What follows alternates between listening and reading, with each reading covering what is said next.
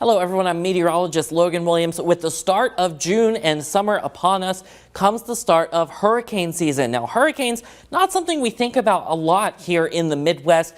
Very rarely we'll get the remnants of a hurricane or what is left coming up and bringing us some rain or gusty winds.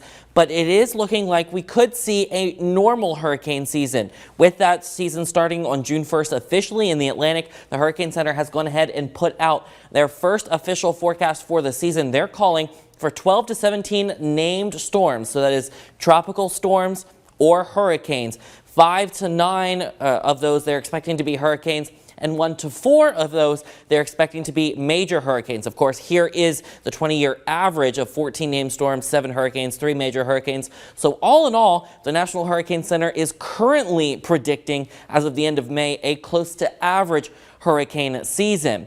Now, climatologically speaking, here's kind of what we see in terms of when these storms really form. So you can see here is the map of hurricanes, tropical storms, and major hurricanes. Of course, we are towards the end of May, early June activity, usually pretty much on the slow side. It stays pretty slow through July and early August. Late August is when it really begins to ramp up, and then the peak is around September 14th, that second week period of September. That is the peak of hurricane season. That's when we usually have several storms ongoing. Here is the list of hurricane names for the 2023 Atlantic season, stretching all the way from Arlene down to Whitney. There is an additional list of names, an additional list that will be used if these names run out, which is unlikely this year, not impossible. These are the same names, if you recognize them, used back in 2017, with a few exceptions. The names Harvey, Irma, Maria, and Nate have all been retired because of the damage that those storms caused in 2017. Believe it or not, we have already had our first storm of the year. This happened in mid-January. It's rare, but it's not unheard of. A few years ago, there was actually a brief hurricane in the Atlantic in January. Now, this was noted at the time as having a chance of development, but in later analysis, the Hurricane Center has actually determined that it did briefly become a subtropical storm. Well, what does the sub mean? It means it was basically a hybrid. It was somewhat like a tropical storm, somewhat not. And when it has those mixture characteristics, sometimes they're called subtropical storms. Now, because this was found in reanalysis, it was not assigned the name Arlene, but it does mean when we get the first tropical depression, or TD, of the season, it will instead be Tropical Depression 2 instead of 1 because of this first storm.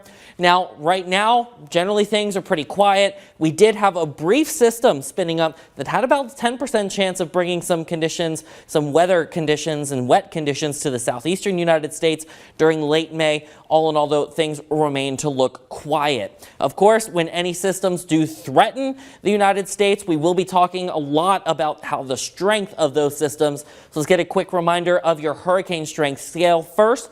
Storms develop as tropical depressions. Those are the weakest, generally just a little bit of some scattered showers. Then they begin to curl around each other, start spinning. That becomes a tropical storm with winds of 40 to 74 miles per hour. A Category 1 hurricane has winds of 74 to 95 miles per hour. Those winds can be dangerous, but damage is usually on the minimal side. Category 2 hurricane, you will have winds of 96 to 110 miles per hour.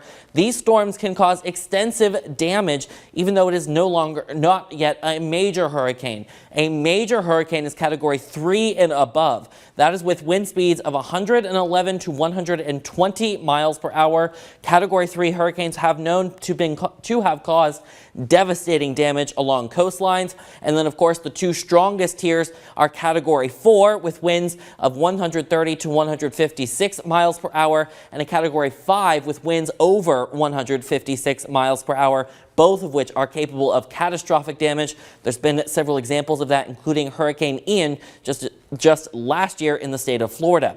So again, hurricanes, they're rare. They don't impact us much in the Midwest, but if you have vacation plans or you have family down along the Gulf Coast or along the U.S. East Coast, make sure you have hurricane season in mind when you're talking to those family members or making your vacation plans. Of course, when any storms develop, we will always update you on WGEM First Alert Weather. I'm meteorologist Logan Williams.